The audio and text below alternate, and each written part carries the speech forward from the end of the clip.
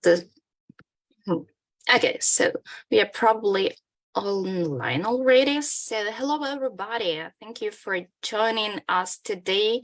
And thank you to those people. Thanks to those people who will watch the recording afterwards, because as a rule, people doing afterwards, and I can see the statistics, and it's rather optimistic. I know that people watch us, but it's a bit later.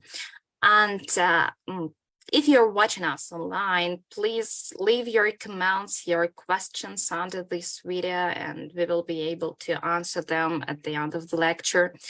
And I want to express our gratitude to the American Embassy in Ukraine for supporting this very important project, Bordering, Debordering, Rebordering, and it's almost the end of the project. We have only 1 month left and a few more lectures. So thank you. And I want to thank Dr. Astrid Fellner for being with us today, for being our guest speaker today. And Dr. Astrid Fellner is the chair of North American Literary and Cultural Studies, head of the UniGR Center for Border Studies at Sutherland University, and Dean of Studies at the Faculty of Humanities at Sutherland University. And of course, Astrid Fellner is a Fulbright Scholar, which is really important for us as well, as we represent the Fulbright Association here in Ukraine, and it's a great honor to cooperate with Austrian Fulbright alumni being located in Germany, so it's a kind of great international mix. Okay, thank you, Astrid, and the floor is yours. Well, thank you very much. Thank you, Oksana, for arranging this and for having invited me, and thanks to Fulbright for, also helping make this happen. If I just briefly, oops, I wanted to go the other direction.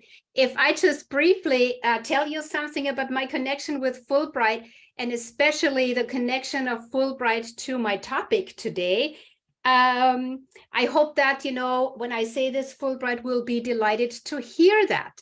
Because it was really when I was a Fulbright scholar many, many, many years ago, I have to say, many years ago, that I, as an Austrian, wanted to study Chicano literature.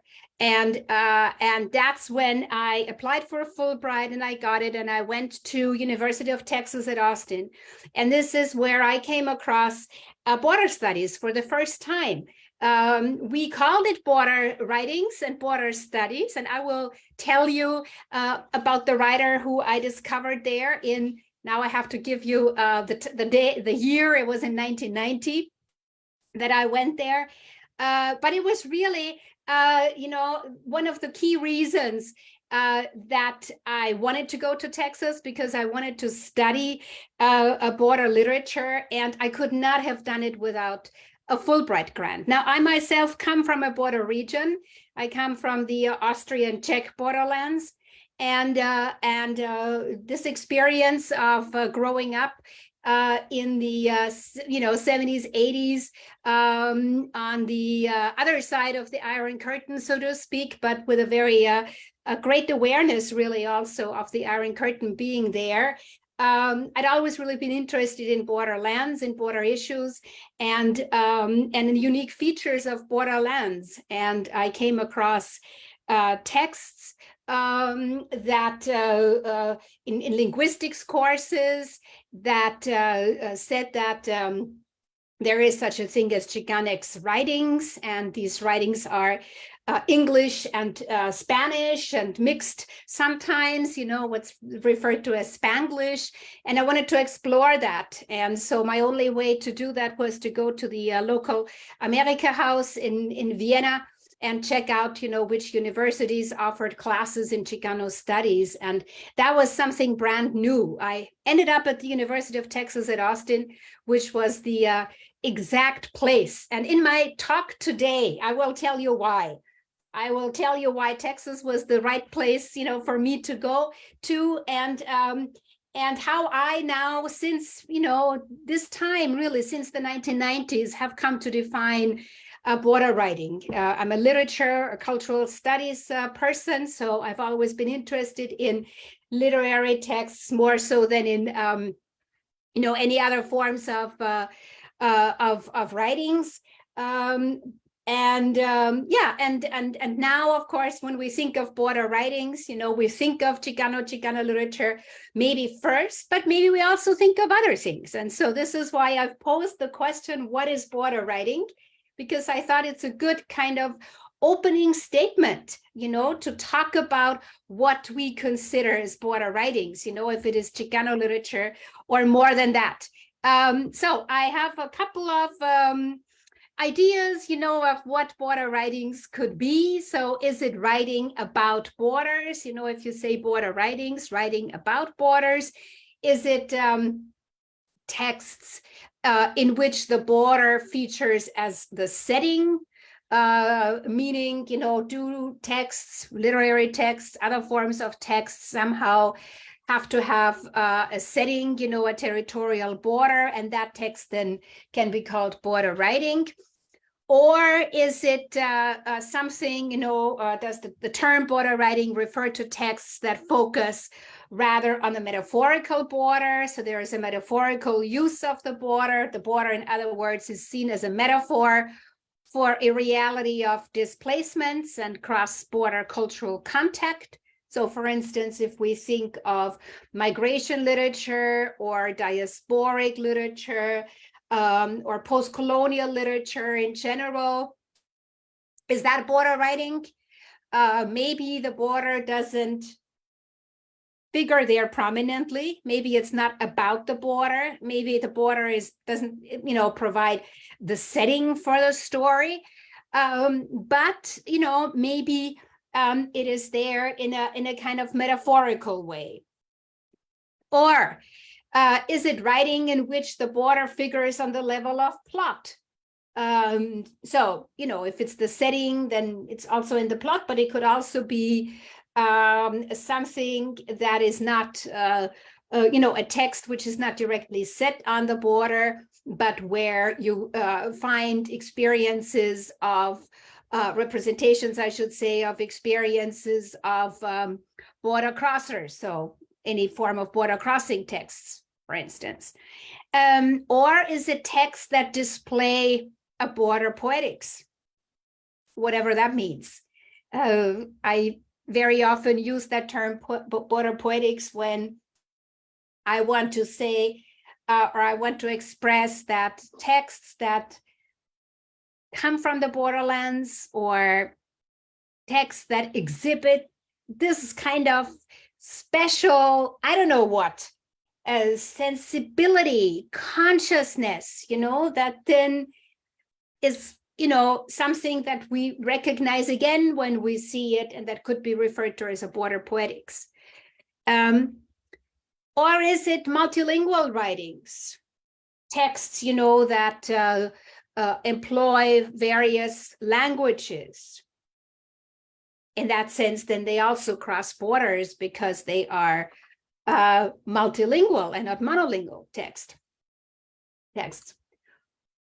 Further on, you could also say, so far we've talked about texts that, and the notion of text, of course, is also difficult to define, right? I already kind of limited and said, as a literature person, I work with literary texts. So when I speak of border writing, I really mean border literary writings. Can be fiction, can be theater, can be poetry. But to come back at the first bubble that you saw, writing about borders, can we change that sentence, and can we actually ask the question of whether the border can write itself? So can the border write? In border writing, you could also, understand this term border writing as the border writes, which brings us, close to a different way of thinking about borders, maybe from the point of view of the border. Yeah. border thinking, in other words, where the border then becomes an epistemological viewpoint. So it's not, that it's writing about the border, but the border really can also write. Is the place then of the border, or the border as a place, is the border a place of thinking and writing, which is, the last bubble here, which kind of summarizes the previous two. Well, what do you think? I'd say all of it. I'd say all of these bubbles, all of these things, and probably many more definitions can be found. I don't think there actually exists a fixed definition. I also don't think there should be a fixed definition. As I've said, I just wanted to use this question as a kind of starting point for our discussion, because what has happened, and this is something that I think we all have become aware of, is that there has been an intensified, you could say, interest in literature, in literary texts and their complicity with, or their connection with, borders. So what I would like to do today is I would, among other things, of course, try to answer my question of what is border writing, and try to show to you what border writing is, or what it can be. But I would also like to show you what borders and literature are connected with each other. So a slightly larger question. And then I'd like to present a couple of theories and methods to you with which one can approach border writings.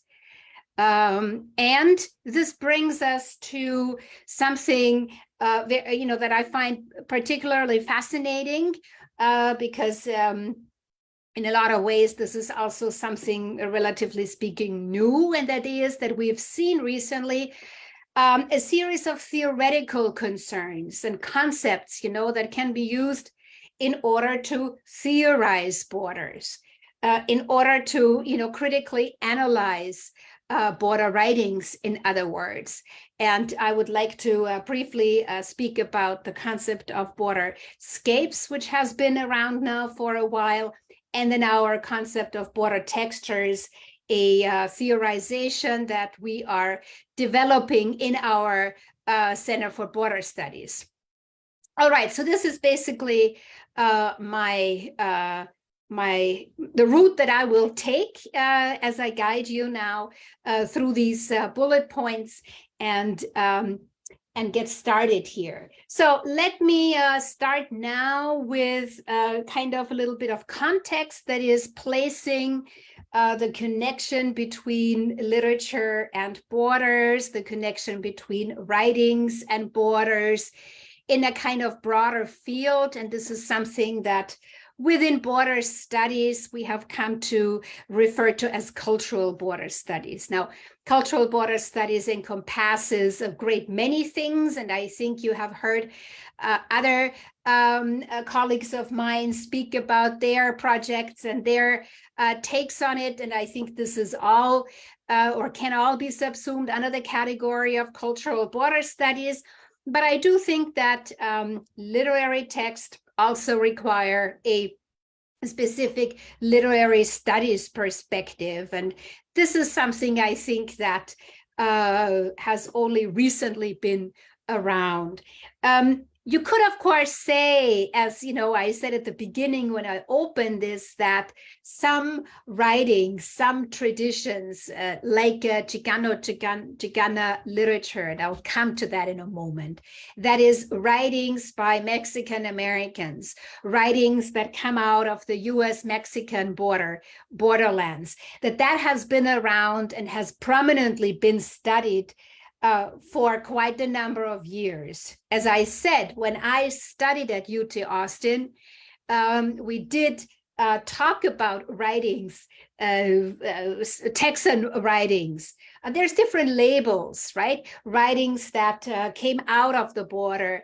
But the discipline, the field of border studies per se, wasn't really that firmly established yet. Or should we say border studies then really came out from a different corner and was very much concerned with on the one hand, anthropological questions, everyday questions, so to speak, but also very much out of geography and the social sciences. And it's only really been recently that we have, merged the two, and we've said, well, there has actually been a long tradition in literary studies.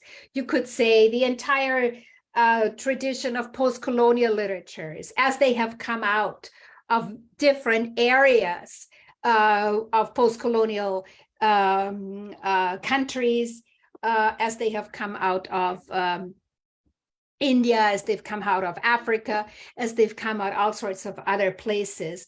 Diasporic literature, as I've said before, literature that focuses on migration. Usually when you have migration, you have border crossings described in these literary texts.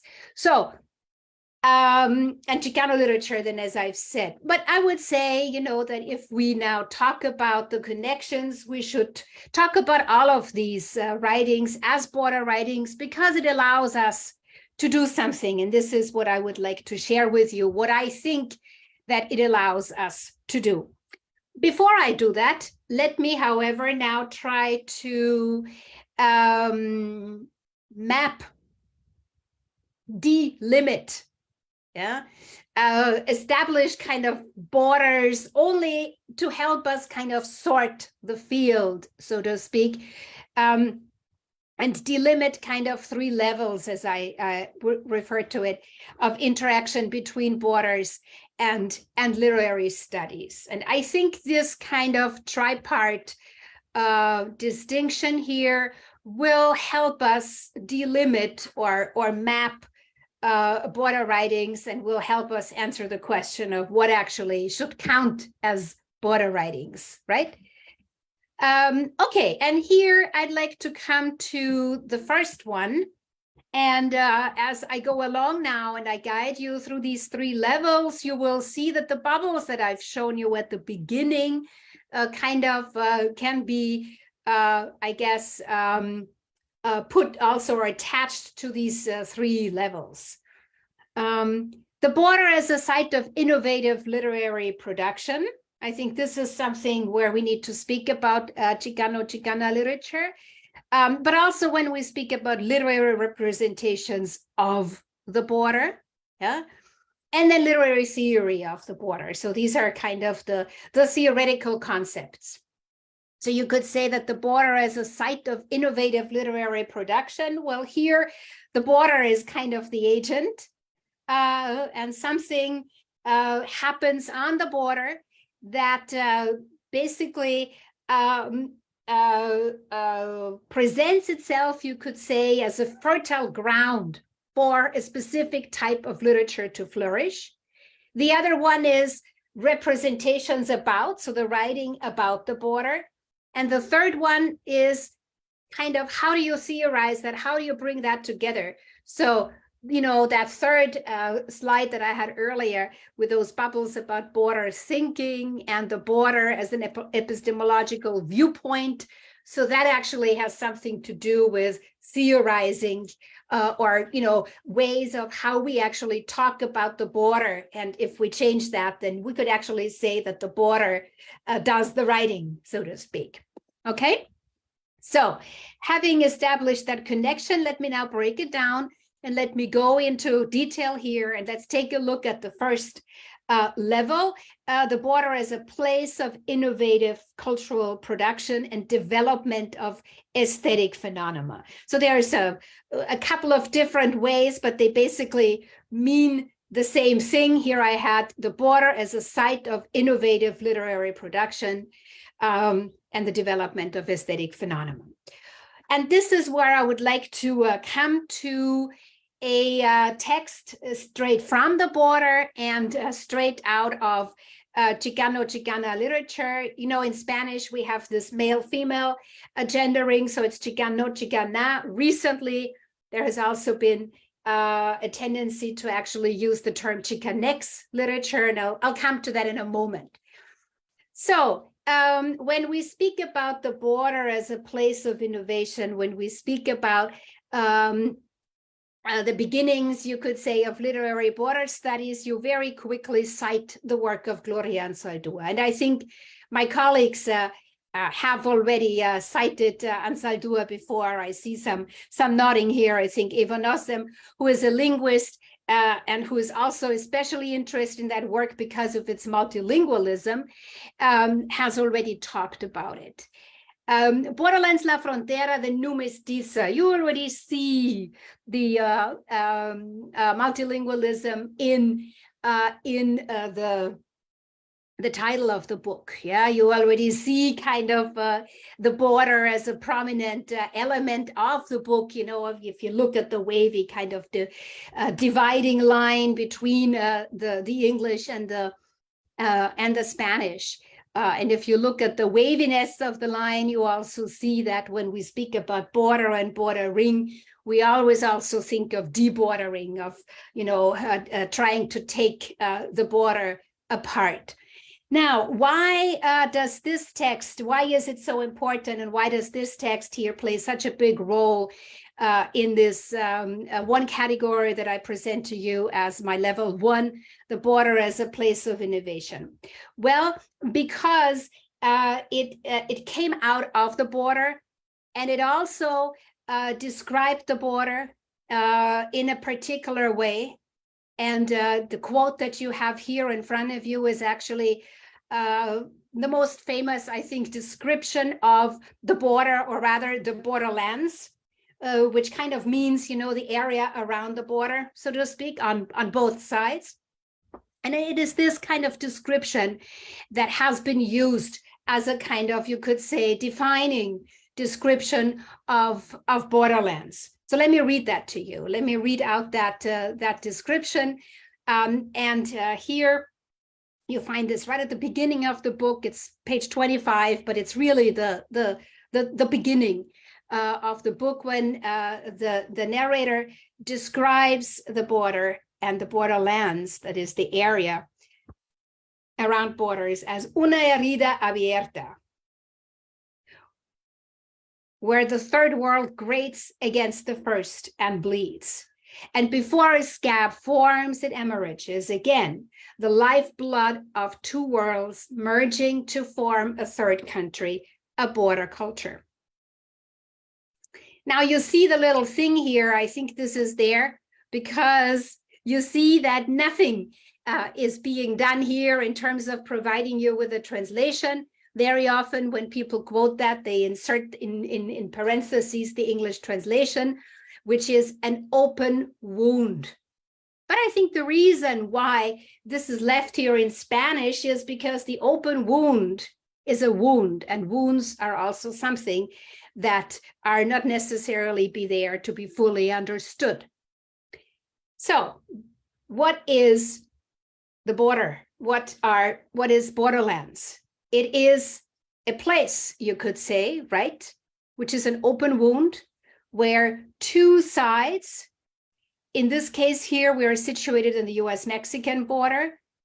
There is a huge power asymmetry going on. So you have actually the third world grading against, meeting the first world, but there is struggle, right? There is violence, which produces the wound, right? And every time, the wound is about to heal, it kind of opens up again because something else happens again.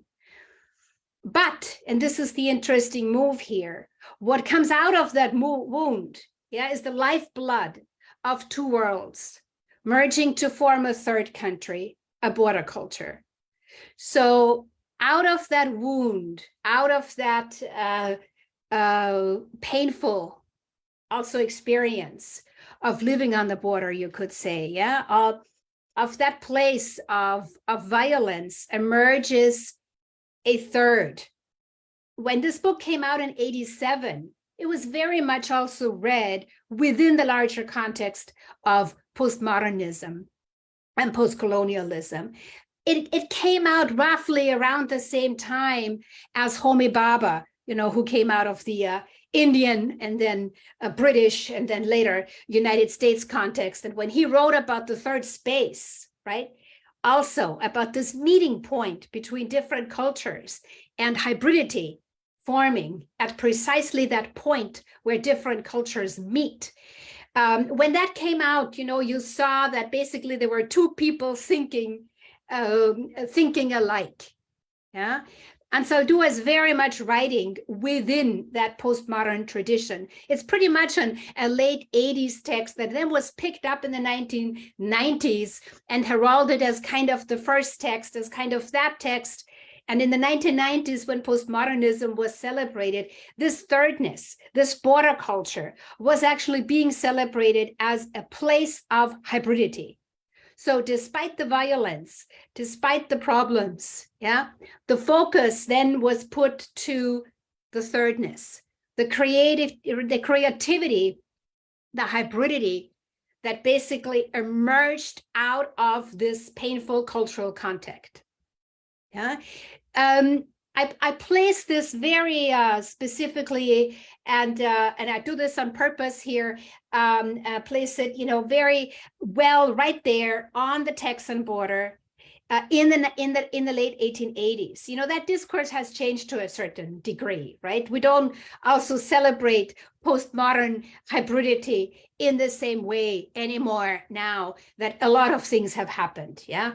Securitization of the border. We know, walls built there. So times have changed. They have not changed for the better. But let's remain for a moment in the 1990s or late 80s and then 1990s. And to a certain degree, that idea that borderlands and the border can be seen as a place of innovation is something that you could say has continued to define border writings. I have a couple of other slides here now if you want to read up on Zaldua, because as I've said, I want to very much also situate the book. It is a text that is, you could say, all over the place. It's a border crossing text per se. It crosses all sorts of borders and boundaries of genre. It never allows itself to be defined, so to speak. It is a memoir. It is a book of poetry. It's a book of history. So it's autobiographical. It's very much a book about the South Texas Mexican border. And it is a personal book also, in which Zaldua, as you can read here, dissects all the things that have enraged her: racism, misogyny, homophobia. So all of that is in that book. It is written, and here I come to, and I will come back to this book. It is written also in a style that crosses all sorts of different borders. It's kind of written in a stream of consciousness style, you could say, but then it also presents itself as an essay, so to speak. So it has different sections.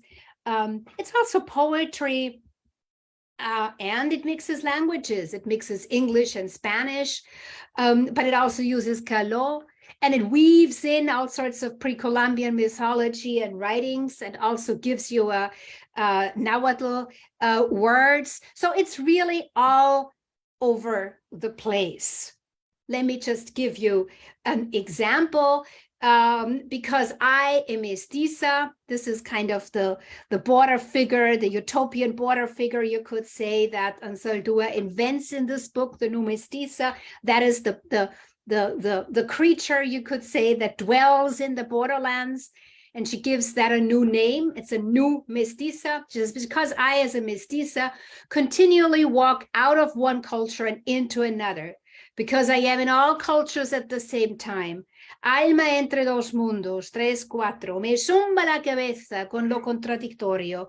Estoy norteado por todas las voces que me hablan simultáneamente. So I leave this untranslated because you have to get, a certain taste and feeling. And this is what later on I will also describe as this kind of thing, the border poetics or the border consciousness, so to speak, sometimes also referred to as the new mestiza consciousness, because it is kind of this new awareness, this kind of me zumba la cabeza is kind of, it's kind of going like this, but it hurts and it, gets everything together because you speak all of the language all at the same time.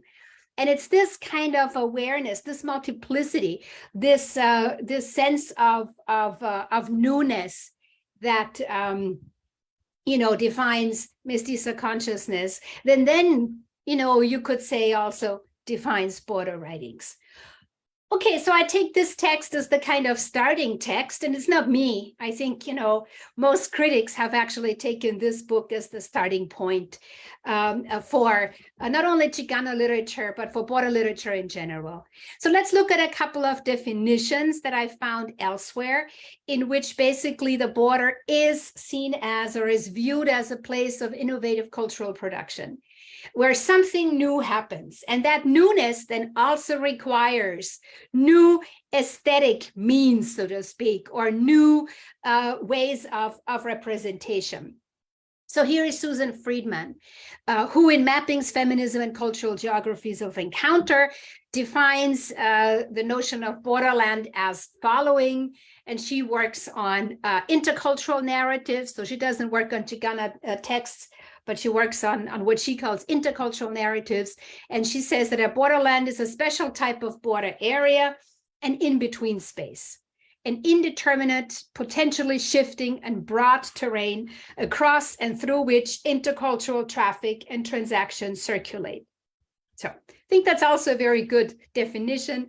And you also get the in-betweenness, the in-betweenness, intercultural traffic and transaction circulate. So something happens, something is going on there. Johnson and Michelson have most famously actually then referred to the US-Mexican border as a borderlands, that is a space of, they specifically address it now, and they call it politically exciting hybridity, intellectual creativity, and moral possibility. So that, again, 1997. So this, I think, is very much a product of its time, but to a certain extent, a view that is still there. And if now writers, work themselves through the difficulties of difficult immigration policies and maybe a new kind of sense of pessimism at the US-Mexican border, then I think there is always kind of a little bit of nostalgia or a longing, for those times when the border was seen as this space of politically exciting hybridity. And in some ways, there is a kind of hope that writers can tap into the intellectual creativity and can kind of show what writing that comes out of the border can actually to invigorate, you could say, mainstream narratives. In a lot of ways, that type of writing that came from the borders, if I speak of US American literature now, in the form of Chicanx literature, have actually contributed to a transformation of American literature in general, because they have put Chicana literature on, you could say, the map. It's now, part of the canon of American literature. And it has shown that writings from the margin are those writings that actually really have this cultural, social potential of transformation. And I think, again, even now, in difficult times, in times of multiple crises, in times of multiple wars and so on, we do have a feeling, we do have hope that it is writings from the margins, that it is writings from the periphery, refugee writings, diasporic writings. Also now, if we bring it home here and we speak about diasporic writers of the Ukrainian language in North America, for instance, that they have this great potential to actually transform the center And I do think there's something there, because usually social transformation, this is one of my firm convictions, comes from the margins, comes from the periphery. Okay. Let me come to my second point here. The second level is maybe a little simpler, and that is just, aesthetic representations of borders and narratives of border crossings. So it's a little bit about the border, and maybe not borderlands, but also border crossings. So this whole kind of thing of migration narratives comes in here now. And I think this second level is probably that one level which is the broadest kind of, or encompasses the broadest understanding of border writing. So if we define border writings as such, then I think there's actually a wide array of different writings that fall under this category here. I give you two examples of critics who have actually employed the notion of border writing. So there was one, again, a very postmodern text, 1991, Border Writing, the Multidimensional Text, Emily Hicks. And she actually offered a definition of border writing.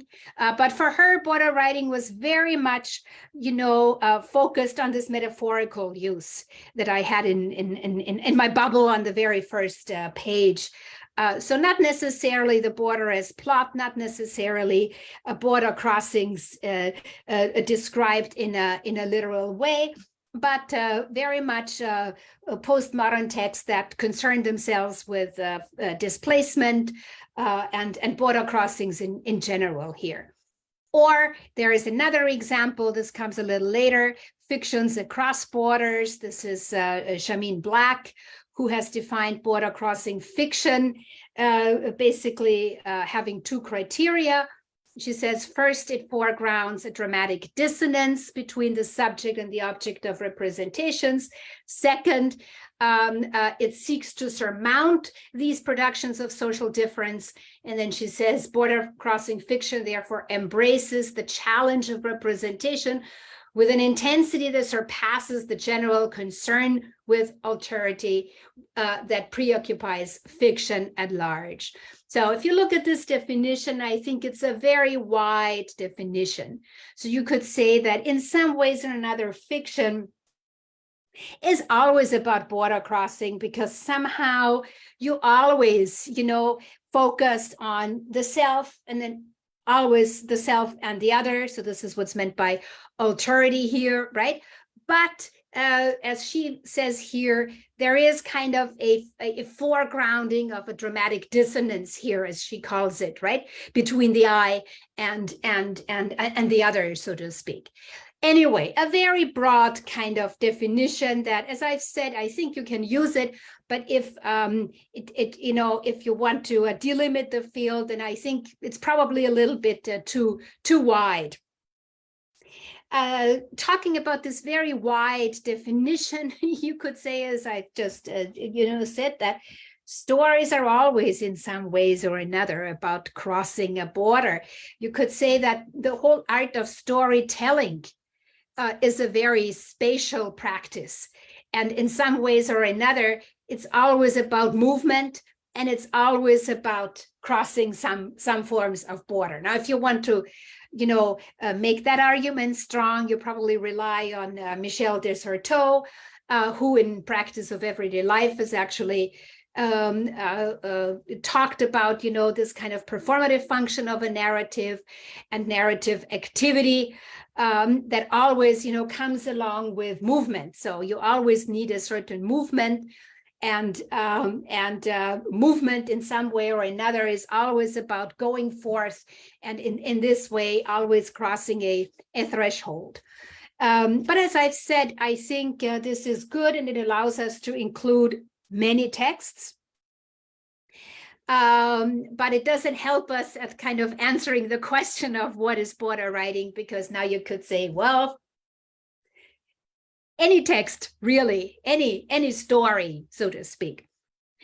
So in that sense, I'd say for me, that's not really my working definition, because I do believe that border writings do have something to do with the power, and they do have something to do with actually the border, I mean, and do have something to do with the special power of the border, something that I would like to call the so-called, a poetic power of the border, in which basically level 1 and level 2 are merged. The border gives rise to a specific way of thinking, you could say, but at the same time also border writings then display the poetic power. And what is it? Well, here I come back to Gloria Anzaldua's text as the kind of master text that kind of shows or displays all of these criteria. This kind of thing, this borderlands consciousness or mestiza consciousness, or this specific kind of taste or sense, or whatever you want to name it, that comes along with newness, with hybridity, genre hybridity, very often.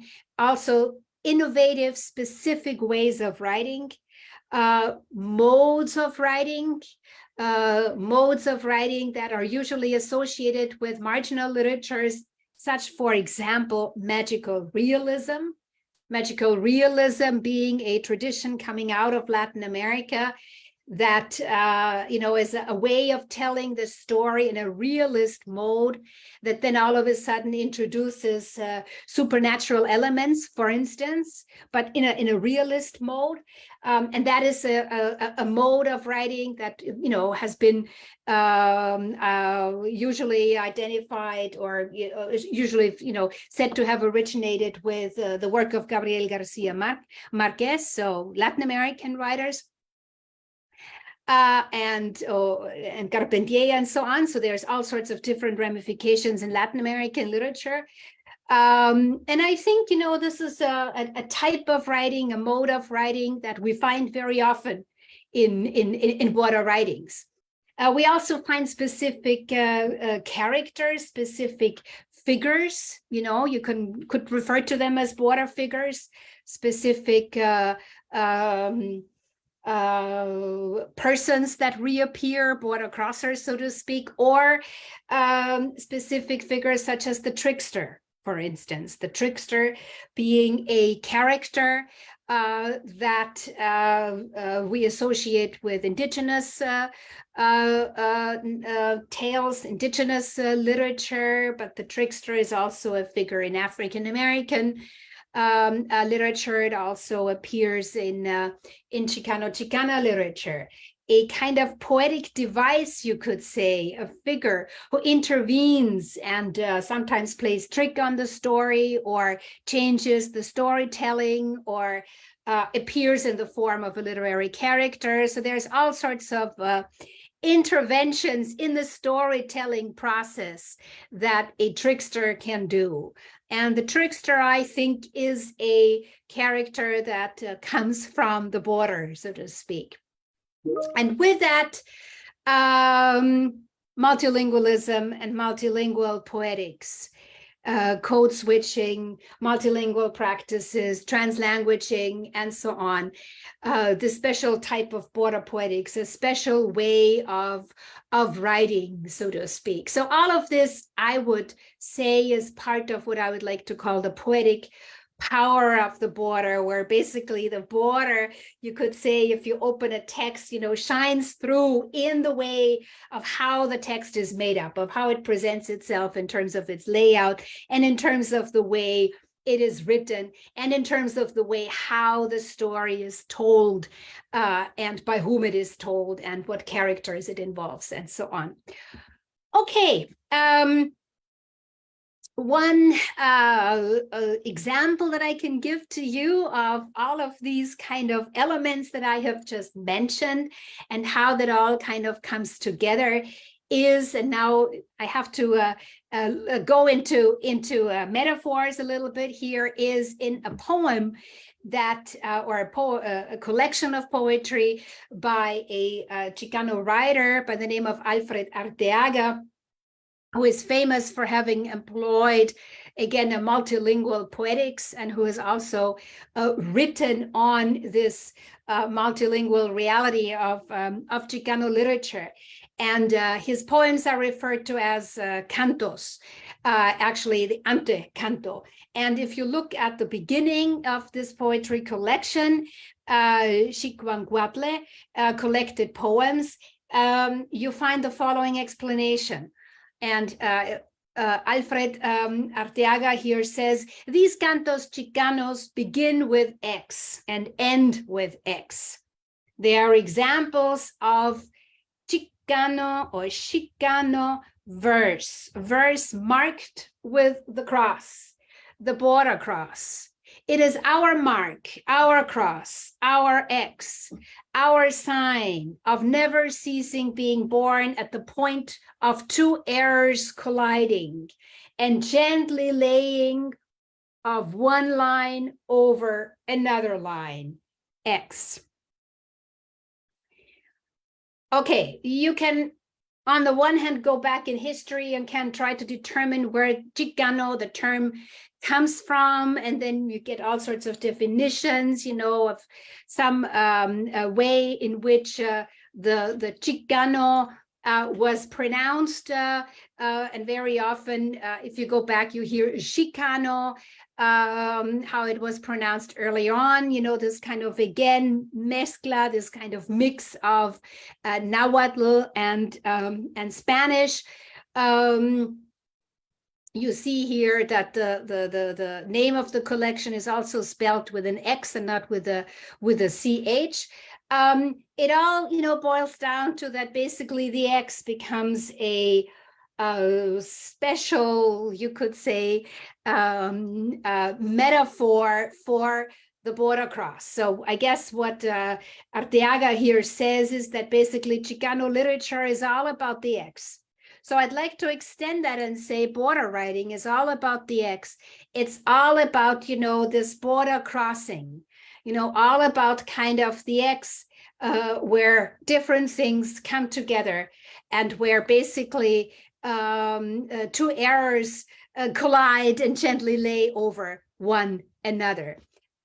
So this to finish off kind of my explanations of how I see border writings and carrying it over now already into the realm of the metaphor, the realm of where we now want to come to border poetics, border aesthetics, and border textures, where I think that if we give, you know, into the power of the border in texts, and we believe in the fact that the border actually is not a kind of object, you know, that writing is about, but that it actually has something to do in the act of representation, that it actually has a poetological power, so to speak, or that it becomes, as one of the critics of German literature actually calls the power, as a literary giant, you know, as something that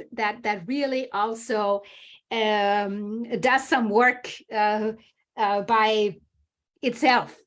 Then I think we need to look at different conceptualizations of this poetological possibility or the poetological power that borders have. And this is, I think, where we need new theories or theorizations, where we also need to look into how we study border writing, right?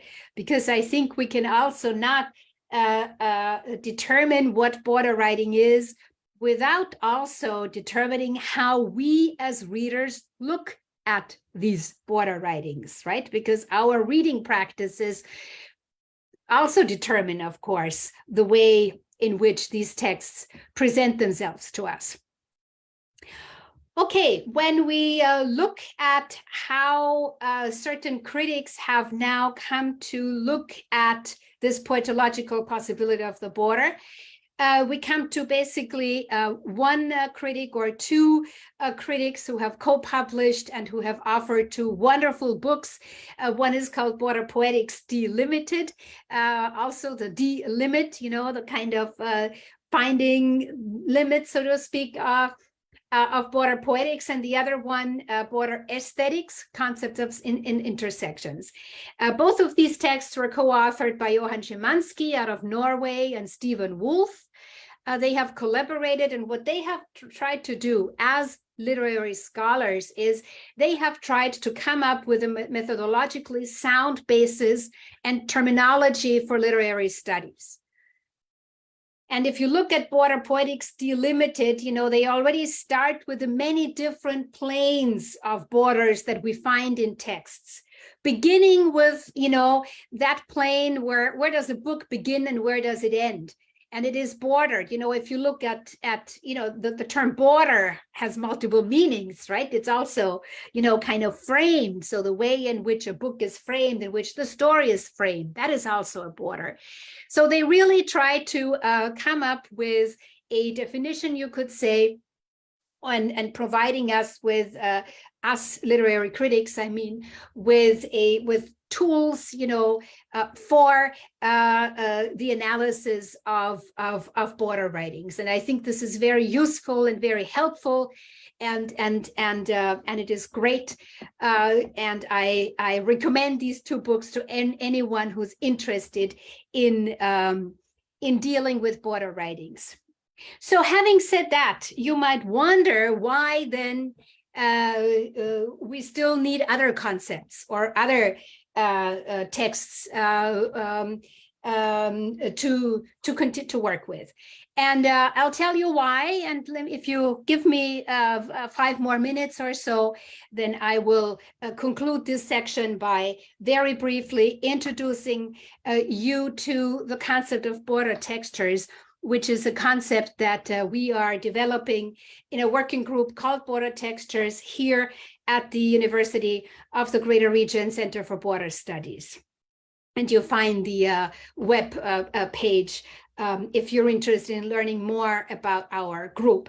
Well, first of all, we kind of wanted to build upon what I've just said, and we wanted to open up the debate, so to speak, and we wanted to, when we speak about border writings, we wanted to problematize the term writings, and this is where we also introduced the term texture to really look at, the texturedness not only of texts but also of everyday life and different realities on the border.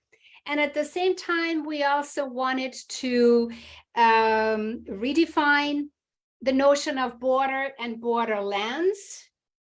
I have to go via the concept of borderscapes to do that, because borderscapes also has opened it up a little bit. And how has it opened it up, so to speak? Well, by looking into the complexity of borderlands.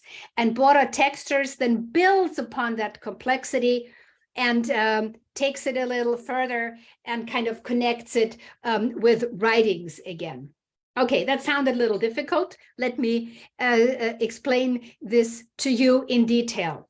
So if you look at the title of a book that will hopefully appear soon, Border Textures, the subtitle is called A Complexity Approach to Cultural Border Studies. We believe that a complexity approach is needed because we need to look at the complexity, which means at various different discourses, practices, writings at the same time, or in their complexity. And I think this is what makes this concept of border textures now different from border poetics or border aesthetics, that comes straight out of literary studies. Now, this is supposed to open it up, and it's in that sense taking border writings now to another level, a little bit away also from literary studies. However, as a literary critic myself, I will also try to explain to you how border textures and how border texturing can also be used as an approach of how to analyze border texts.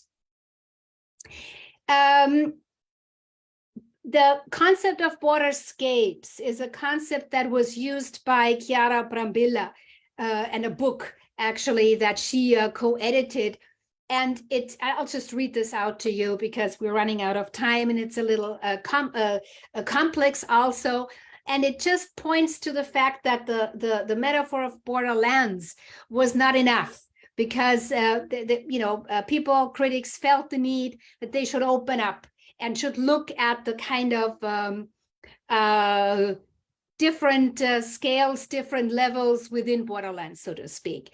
And the concept of borderscapes, I'm reading it now, enables a productive understanding of the processual, territorialized, and dispersed nature of borders and their ensuing regimes and ensemble of practices. So this is where the complexity comes in, yeah?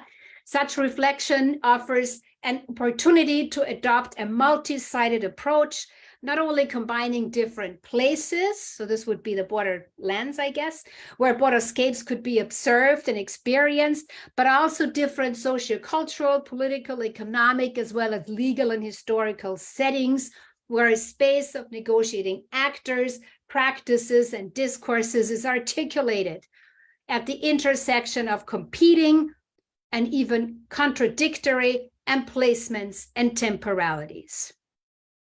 So you see, this is really defining, and this is why this concept has also been so powerful and so, and can be used in different contexts, because it really kind of allows you to view the border and the borderlands as borderscapes, as kind of these multiple layers of different, an ensemble of different practices, so to speak, legal, historical settings, socio-political, economic settings, where a space of negotiated actors, so all of that. So it kind of allows you to not speak of the border anymore as a line or borderland as an area, but really as this kind of makeup of a scape in the Epidaurian sense of landscape and scape in general. And border textures now, in a certain way, builds on this and looks at the texturedness, so to speak. And if I now bring it back, because otherwise, the discussion would go too far now. If I bring it back to writing, if I bring it back to border writings, the notion of border textures for me as a literary scholar brings it back to the texts, and it focuses on the texturedness of various texts. And these texts are also, of course, they don't live in isolation, first of all, right? They're connected with each other. They are connected across borders. They employ various discourses. They are entangled at all sorts of different discourses, practices, and knowledges. So all of that is part of what we mean by texts. And they're border writings, they're border texts, because they also require us as literary critics to look at them, to look at these texts basically from a new vantage point, from a new perspective, and that is from the perspective of the border. These texts speak the border, they let the border speak, so to speak. They also require us to analyze them from a point of view that, and this is a different definition that I have now come up with, that allow us, or that provide an insight, you could say, for a thinking through and from the border. So border texturing allows us to actually look at these texts and carve out the many instances in a text where you see that actually the border, is not an object that is being talked about, but actually is you could say, an agent, is something that speaks, or something that provides a new epistemological viewpoint from which then the character in the novel, or or whatever text you have, comes to a new awareness, right? And here, I think texts that really employ that, where you see that very clearly, are indigenous texts, are texts that in some ways or another include a marginal perspective, texts that include a decolonial practice, And it requires, you know, us as critics to look for these moments in a text, right? To look for these elements in a text and basically carve out their potential. So it's a reading practice really also for literary critics to look at text. It's a decolonial reading practice, you could say, that may inform, I continue to read here, a researcher's attitude and also positionality, as well as a decolonial strategy that specific cultural productions use in order to lay bare the workings of colonialism and imperialism, which have been instrumental in establishing borders in the first place. So we're still working on this. We're still kind of trying to get terminology there correct. You see that I've switched from border textures to border texturing, kind of the progressive here, the verb, so to speak, as the act of actually a type of reading. You could also call it a reading against the grains. Recently, other words have come up that, you know, I also would like to employ, kind of a diffractive reading, a kind of, you know, taking different texts and reading them against each other in their discursive as well as material embeddedness, so that you really, you know, can kind of lay open the borderscapes, you could say, and that you can really also situate these texts. And all of that together, my dear friends, I think make up border writings, yeah? Border, or, you know, or give answers to my initial question of what is border writing? Multiple things, depending on your definition. But as I said, and I think this is really important, in order to be able to answer the question in a satisfyingly manner, we also need to rethink our positions as readers and as researchers. And we also need to learn to read and write from the position of the border. And this is where I would like to conclude. And thank you very much for your attention. And I'm looking forward to taking your questions. Thank you very much. Well, thank you, Astrid. Thank you for a great presentation. It's Alexander who is calling me, just controlling. And as far as I know, we have a question from Natalia Vysotska. By the way, she's the professor at Kyiv National Linguistic University in literary studies as well. And her PhD students have written papers in Chicano literature, and she herself is a specialist in American literature. So probably it would be interesting for you to cooperate. Okay, so Natalia, you're welcome. Okay, thank you. Thank you very much, Professor Fellner, for your very interesting, enlightening, and thought-provoking talk. And I enjoyed especially the segment of it when you were talking about various features belonging to the border poetics, like a summary of these features, which I find extremely useful. But what I wanted to ask about is your view of the role of the physical border when we talk about border writings, because of course in the case of Chicano writers or Chicano writers, that kind of border does exist, and it sort of substantiates, or I would say enhances, the feeling of borderness, yes, which is present in this kind of writing. So to what extent the absence of such physical border would affect our understanding of other, as we say, minority writings or colonial, post-colonial writings? Well, I think that's it's a difficult question. I think if I were to give an answer to the question, what is border writing? I think that all of these writings should be part of it, right?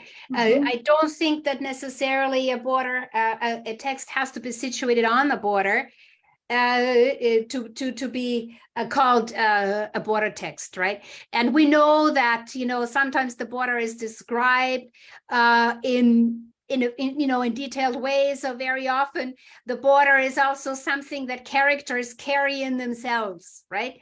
I think every character, every person who has crossed the border knows that, the border is something, that is carried within the body, right? So in a lot of ways, we have diasporic writings, and every time, if we now speak of literary characters, the character then speaks his or her or their mother tongue, the border,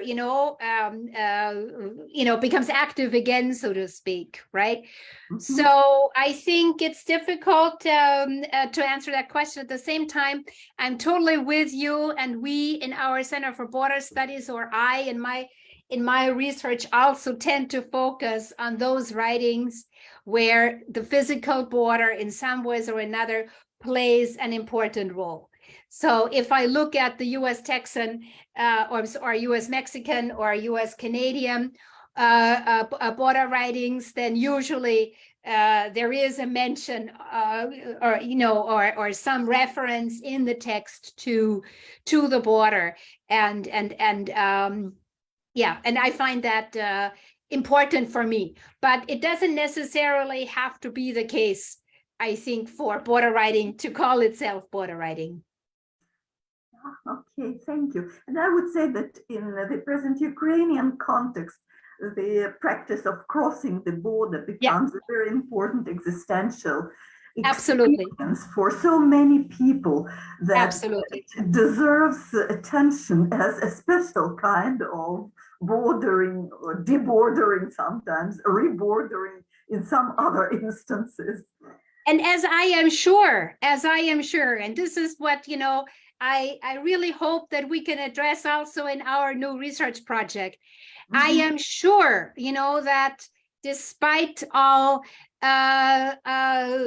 horrific and horrible things that are going on right now in terms of literary creation, because we already see that now, right?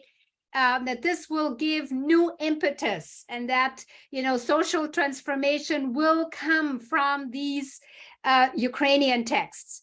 Those written, it doesn't really matter where they're written, I think, right? I do think that there is, a lot of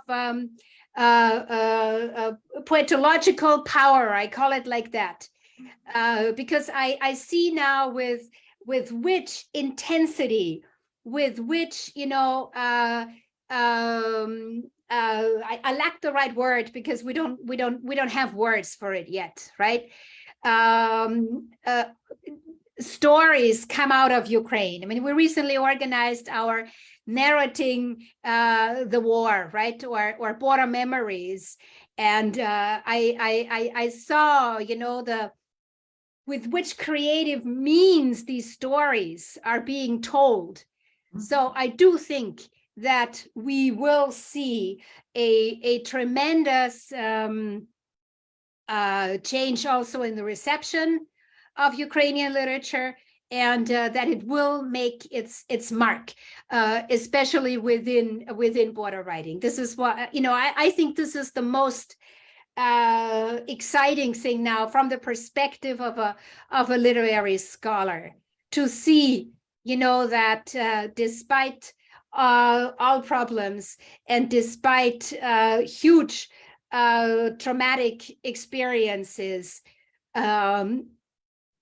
people write and produce incredible stories. Thank you. Thank you. I would also like to thank Professor Nossum and Professor Schlimber for their contribution to our discussion of border issues. These things are very valuable for us. Absolutely. Yeah, I join those words and thank all of you for participating in the project, for the material you've presented. And I think it's not the end of our story of cooperation. No. And I would like also to thank Alexander Prunkevich, who has exchanged the contacts and who has introduced us to each other. And thank you, Berbel, for organizing all the materials on your side and for being so helpful in organizing these events. And thank you all. And traditionally, I would like to thank Germany for constant support of Ukraine. I think it's a good tradition to end up the streams like that, because we really appreciate what you do for us, and it's really important. So thank you all, and I think we'll continue at the conference in Lviv, at least online, and then we'll discuss some new initiatives. So thank you all, and thanks everyone for joining us. Have a nice evening. Thank you Thank very you. much. Thank you you. very much for putting this together. Everybody. Yeah, bye. Thank you. Bye. Okay, thank you, Bye. everyone. Thank you, Bye-bye. everyone. Bye-bye. Bye-bye. Bye-bye.